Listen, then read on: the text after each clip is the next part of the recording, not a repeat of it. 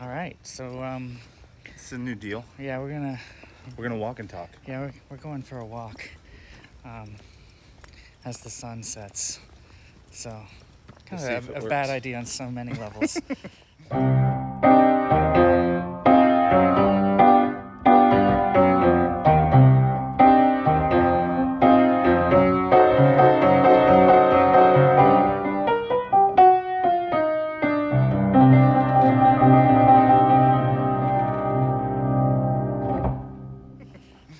Yeah. So welcome to Talking in the Chasm. Compassionate, controversial conversation between best friends. Holy man. And an atheist. All right. I'm Matthew. I am Felix. So we wanted to do a quick one, right? We wanted to try to not have this be an hour and a half. Right. Poor people. Yeah. So should I talk about? Yeah. The other day I was talking to my daughter. We went to Matthew's first daughter's wedding. My oldest. Hannah, the oldest, and we actually photographed it. Pictures for were them. phenomenal. And there was something about the speeches and everything that caught my daughter off guard a little bit. And it was when they were going over how great Hannah is, all the good qualities of Hannah, and she's pretty great, so it went on and on. But one of the good qualities that they said that many people mentioned, I think, was that she is submissive. Or obedient. Yeah, and that it just struck us as a little bit odd. And obedience has always been part of the wedding vows, right? Was it honor and obey, or what? Love, honor, cherish, and obey till death do us part. It's the traditional female. Yeah. The bride's vows. Take this man to be your lawfully wedded husband. Honor and obey. Yeah. So but now that's sort of fallen out of favor, right? And the man has never said, "Oh, well, I'm going to obey you. Right. I'm going to also, make sure that you're happy in the same way." So I wanted to talk a little bit about I want to talk a little bit about the significance of that and what in your religious culture. Well, I was saying we can go to the park. All right, I'll follow you. Go straight. We'll just go through the. So what does that mean for us as a people? Why? Yeah, why does Hannah pledge obedience but David doesn't? Right. It's a good question. I think the way that I would start the conversation is I would ask questions. What do those terms submit mean in other contexts? So if they're terms that are associated with authority, right? That's the general construct. Is there an authority in a marriage? It's a very unfavorable idea. But I've actually spoken quite a bit about this in my church. But we don't think much of the need to submit to the state, like pay your taxes, follow speed limits. It creates order in the world to have some system of authority that governs action and behavior so that you know who's supposed to do what, when, and where. Is that appropriate for marriage is obviously an open question, but we don't take exception to the fact that a citizen submits to the state under normal conditions. So, like, for instance, we don't think that a citizen is inferior to the state. In fact, the maintenance of a regular ordered society and the things that cause that to be are supposed to be, in their ideal constructs anyhow, they're supposed to be the way that you value the individual, the way that everybody keeps order in the world. Like, you can't just go around breaking windows. There's some sense of order and responsibility, and that's couched usually in terms of submission to the state. There's other things, your boss, at work. We talk about obedience or submission in those terms, and nobody thinks that, because your boss can tell you when to come to work or whatever, that you're inferior to him. It's not a value proposition of the person. A boss isn't worth more or more important than an employee, a policeman, or a legislature isn't more important than a citizen. So these constructs are still existent in most of the world. It's just that we don't recognize them by and large in marriage in the home anymore. Well, let me ask a couple of questions Okay. because I'll forget. One is the state. Yes, we submit to the state, but we are the state. We make the state. We make the laws. We govern ourselves. It's a self-governance situation. So, But we don't. I suppose we 'Cause submit. I wouldn't drive 25 miles an hour down this road if it was my own. The only reason I do is because I'm submitting to the state, because somebody has a right to say you can only drive 25 through here. Right, but as a society, and we've decided, okay, well, we want to be able to stop in time in neighborhoods where there's Right. children that run around, and Right. so we've agreed to do that. Right. And so we made a law, and you could have been there and said, no, I don't want to do that. I'm just saying, theoretically we govern ourselves. So that's part of, yes, we submit to the state, but we submit to rules that we have made ourselves. I Okay? don't actually think that's true for a host of reasons, but let's grant your premise. Okay, and then the other thing, like you said about submitting to your boss, it's like, well, you're no You more can leave. you're no more important than you're not more important than the boss. I think a lot of bosses would beg to differ. The whole point is that you go up and up and up in the company, and you get paid more because supposedly you're worth more. Right.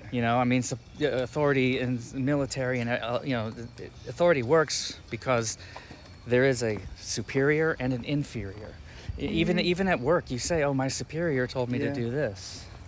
Right. And certainly in the military can't function at all without the unquestioning loyalty and submission by the inferior to the superior. Otherwise, you can't even function. Within certain rules. I mean, you're not allowed to follow unlawful orders, even in the military or in the state or in any other place. There are checks and balances on those, however theoretical they may be. It is true that what's being appealed to anytime you're talking about submission and obedience is some principle of authority. So what I think from the Christian perspective, because those aren't value propositions, it doesn't strike us as the same way, especially because we're used to thinking of, from the creation narrative, when we think of marriage, we think of this picture of Jesus and the church. And so we expect that for the good of the world, the church submits to Christ, and that there's provision, protection, all these kinds of benefits and assets flow from Jesus to the church, and the church reciprocates that through submission and obedience. And so that same construct applies to the Christian marriage, and I think that there's certainly room for abuse in that, but there's room for abuse if you don't have that. I mean, the fact that males are biologically stronger, whether you have a tacit recognition of some kind of order in the home or not, abuse abounds. That Right. has to do with biology more as much as anything else. And so there is room for abuse with that terminology, and it has happened in the past. But there's also room for beauty. And I think that the way that I experience it, the way that it works in our home, is that it's not like in the normal operation of those other examples that we use, the workplace, the citizen, the state, when things are normal, when things are working the way they're supposed to, that's not a big deal. Like, I don't spend my life running from the cops anymore. I don't break the law anymore. Like, I don't have problems with my work situation because things work smoothly. When there's a conflict, when there's like, hey, should we do this or that, the state comes to bear. When you're at work and you're like, well, I do it this way, but what do you want to do? There's some process to resolve that dilemma, so it doesn't just become, well, who can duke it out? Who can exert their will the most? There's some kind of process and order that makes sense of those things, like a conflict resolution mechanism. Right. So we're at a deadlock. We don't know what to do. Are we either gonna? Is there an order that we can resort to resolve the deadlock, or do we just have to fight it out and see who's going to win? But those are very rare. I mean, in my experience, those are very rare circumstances. Maybe. Yeah. 2 times, 3 times in my marriage when I'm like, hey, babe, we got to do this. I know it's not your favorite thing to do, but we got to do it. Right. But, so in the marriage of David and Hannah, Right. David is... It's a nice part. It's very dry. Isn't it nice? Yeah. Sorry. David is the superior. The Christ figure. Yeah. And she's the church figure. Yeah. But we don't And- think that's unimportant or no. over under. I mean, we talked a little bit about it when we were talking about dress. You Right. know, how you said, well, you know, there's God, and then under God is Right. Jesus, and Same under principle. Jesus is man, and under Right. man. But I think that there would be a lot of women who would take exception to just assumption that women is under man. There's men And, that you take know- exception to the idea that men should be under Christ. It's okay. You can take exception to it. Nobody has to do it. Right. We don't leverage force in the world. My ideas are not good ideas if they're forced on people. If people aren't choosing to be the way that we are, like if these aren't acts of will and worship and recognition of things that people want in their lives, it's not good. I don't think Christians belong in power. I don't think, in fact, the way I would say it is that the way of being a Christian is mutually exclusive with force. If it's not chosen, it's not Christian. So if it's chosen, if you're choosing to, I want to be in this place of an authority structure, I want to work with these principles in place. If you're forced, that's horrible. If you choose it, Yeah, but I mean, it's kind of hard to say what force is. You know, if you're taught since you're born Right. that this is the word of God, and God has said that women are inferior, and that man is the ruler of the household, and that a woman must submit to a man. I mean, you know, is that force? Is that force? is it forced not to be raised in the public school with feminism and all the contrary ideas? Is that force? I mean, you know, I don't know. That's what we're talking about. I mean, Right. to say, well, I in my opinion, it's like one viewpoint is force. One opinion. Here's what you do. Right. To me, that's as close to force as you can be if you have no choices, you know. And I suppose in the public school world, you know, which I don't subscribe to. I don't like public school, but most of but you know, I think the idea is that there's a blending of cultures, and we learn all about the differences that we have, and then, you know, I guess that ultimately we can make choices, right? there's a risk that culture can be forceful. I'm not denying that. I think the way we try to mitigate that is that we don't try to prey on our children. Like people have to become adults and choose to be Christians on their own right. So that from the perspective of an adult, informed conscience and will, they make their choices. And I think I'm a big fan of G.K. Chesterton, who talks a lot about this particular issue as satire, social satire. And he says, I can't pull his quote now, but he talks about the preposterous notion that people try to raise their children neutrally. There's no such thing as neutrality. Nobody's raising their children neutral. We're all teaching our children things. Actually, the choice to not teach your children something is still a choice to teach your children something. Yeah, I remember that when we were, I don't know, there was a piece of art or something that Sarah said, oh, you know, we should get this and put it on our wall. And I was like, I don't like that at all. You know, I'm not into it. It's a totally different culture. I just don't like it. Right. And she said, yeah, but, you know, we want to introduce our kids to all kinds of stuff. It's like, well, yeah, but shaping them with our worldview and our taste and our that's our part of our aesthetics. responsibility as well, right? I mean, you know, I like this, I don't like this, here's Right. why. Right. Doesn't mean you Can't have or to, won't. but you know, so yeah, I guess that is part of it. But So, I don't think you can escape there's that. a sort of universal in Christianity acceptance that man has headship over women. It's a Bible teaching. So, I mean, there are Christians that think that's moded and cultural and outdated. And you don't. But I don't know. I think it's a principle of how humans are supposed to work.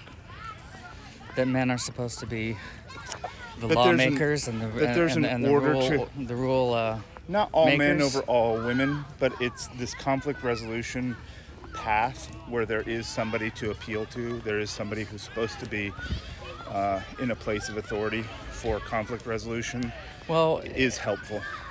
I would say that generally, male conflict resolution is more base than female conflict resolution. Well, I think that we both do a lot of conflict resolution in my home. I think what I think this premise is for the deadlock, for when you can't navigate some other then the man is conclusion. the boss. The man has the final word. Yeah, I mean within limits, just like Yeah.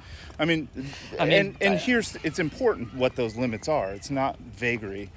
The limits are that the way that so this is a two-sided story in the way that the Bible treats it. Yes, the Bible talks about women in marriage in the context of submission. It also talks about men in marriage having responsibilities of giving themselves for the other, like the way that the sacrifice of Christ is laid out on the cross. The same way that I rationalize that,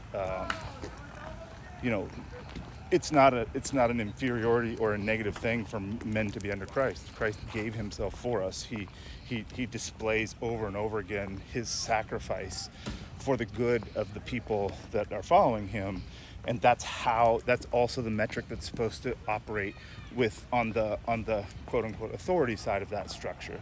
What it means to be the boss, if you will, is that you're the one that's the most sacrificial, the one that's the most engaged in providing the benefit and benevolence of everybody else in the structure. Yeah, but But yeah, I mean, yes, that's very beautifully said. it's a beautiful principle. But I do think that it's just antiquated. It's just completely outdated. Works super good in my house. Well, I'm sure that it does, because there's an order and everybody obeys it. Right. But there are certainly things that Sarah is much She wouldn't be ready to sign up for that. No, and nor would I, because she's really. I'm a little kid with ADD, and I can't do anything. She's the adult, yes, and I can't tell you how many times I've said, "Help! I need an adult." In our relationship, I would say that she is the dominant one in our relationship. Like, I defer to her in most things, simply because I'm the right-brained artist that can't focus on anything, and I don't know. I just don't, and she's more down to earth, more reserved and thoughtful, and so chances are she's right. Well, I don't think authority things. structures negate giftings and capacities. In other words, like if you can have a nuclear physicist drive down this road, there's an order in place. It doesn't mean he's not the smartest guy in the room. It doesn't mean he's not the most capable guy. It just means when it comes to the street, you got to drive 25 miles an hour. And it doesn't matter how smart you are, it doesn't matter how capable you are, there's certain rules of the road, there's certain ways to behave.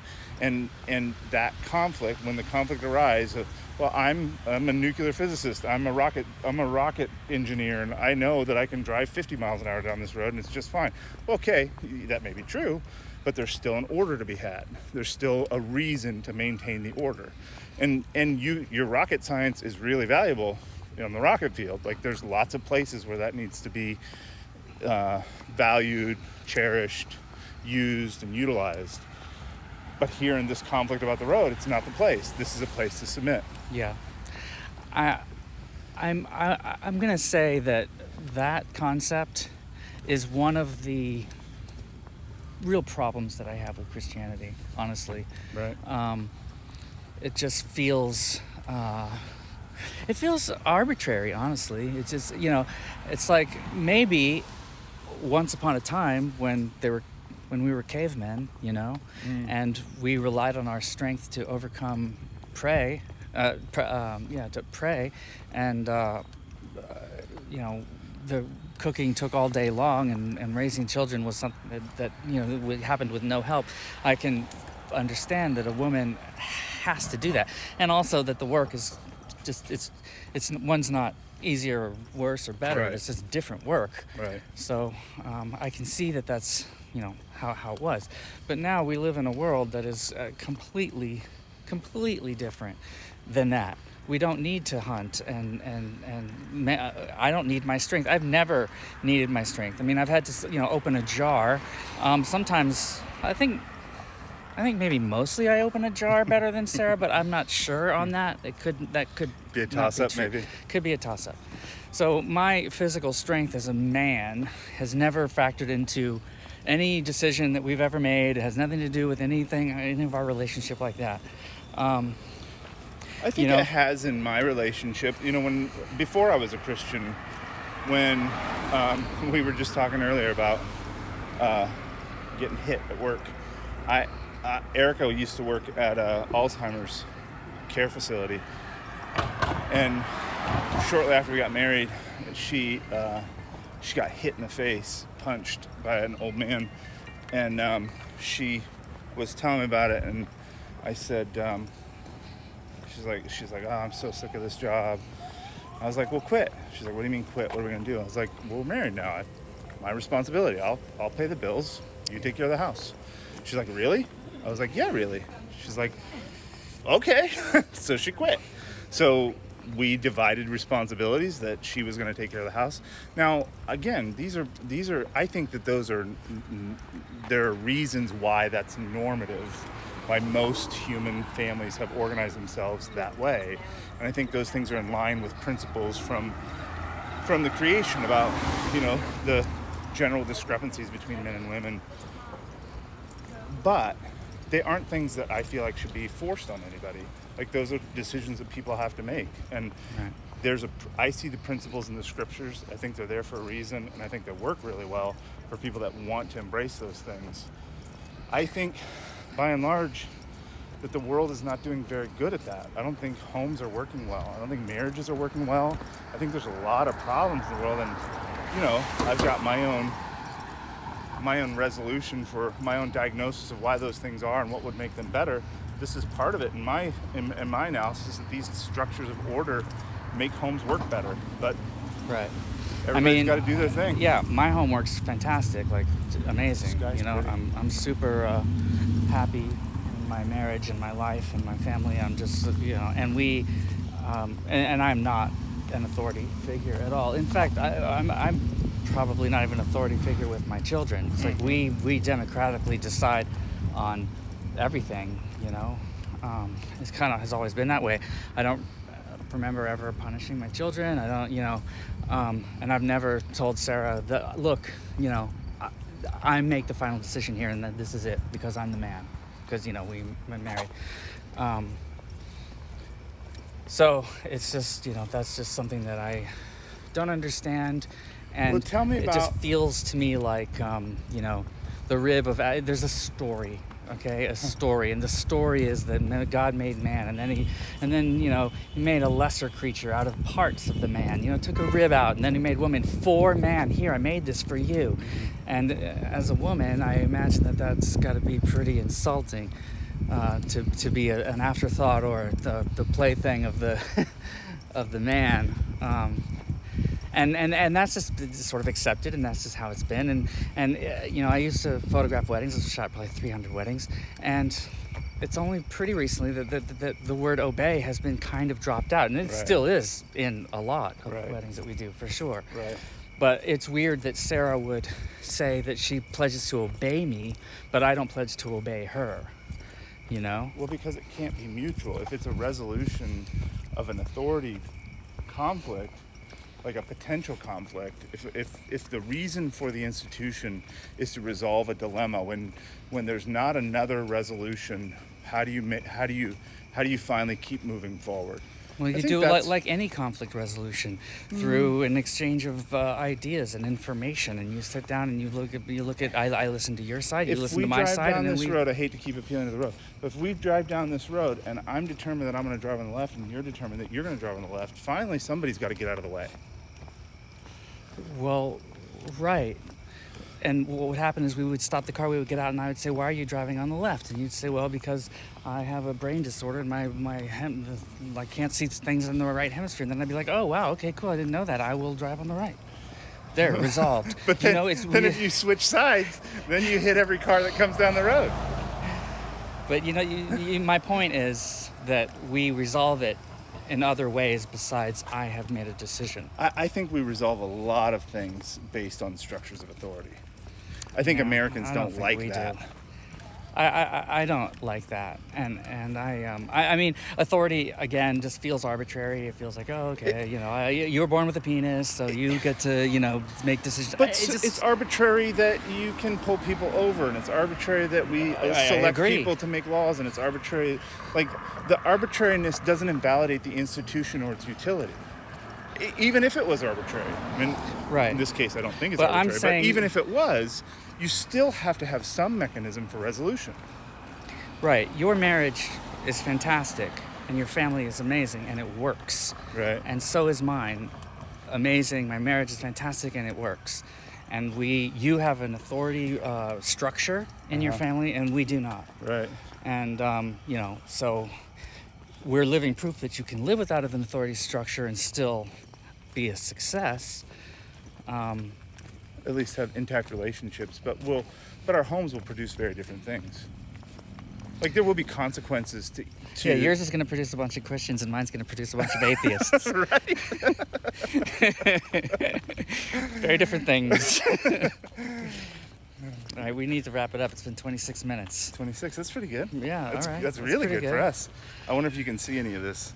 Well, I think, with everybody, if you did watch this for 26 minutes, you're going to be ready to throw up, right? Yeah, I'm sorry about that. Now I understand why Steadicam is something that's good.